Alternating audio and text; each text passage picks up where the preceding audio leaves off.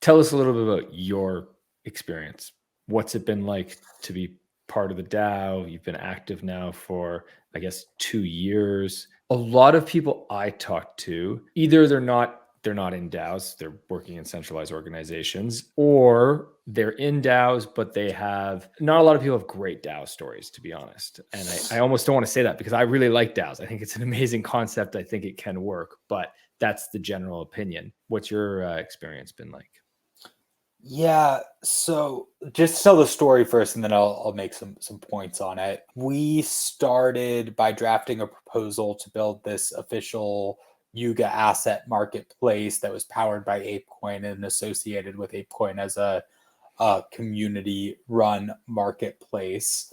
And getting through the process, I have nothing but good things to say. It was easy enough as an author to understand how the community was thinking about proposals.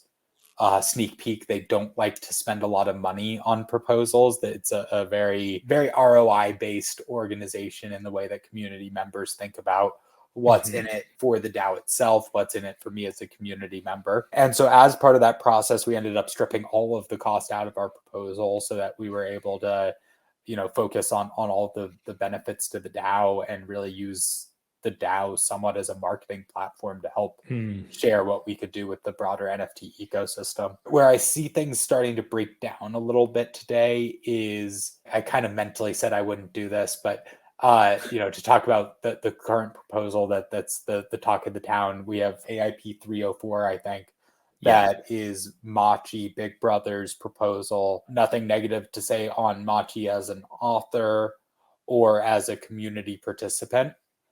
But the whale in the room is that he is the whale in the room. He has 3 million ApeCoin right now.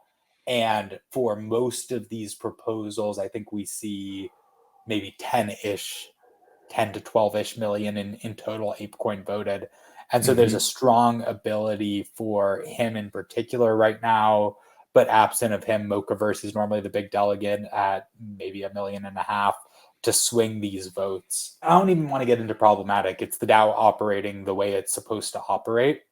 But what can be challenging is in the most recent set of proposals, there's a documentary that was pacing at like 85 to 90% community vote.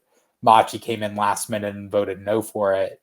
And luckily, in that case, the documentary crew was able to kind of rally the community to get 1 million votes in the 11th hour and get that one over the line. But it kind of shows the inherent whale bias of the DAO, the way that it's set up today. And we'll stay clear of how we improve upon that. It's just Rune Christensen in MakerDAO is probably the all-time great example on the other hand, where he has, I think, truly over 50% of the token. So, Machi is not the king of the whale games as it relates to DAO politics. It's just a good example.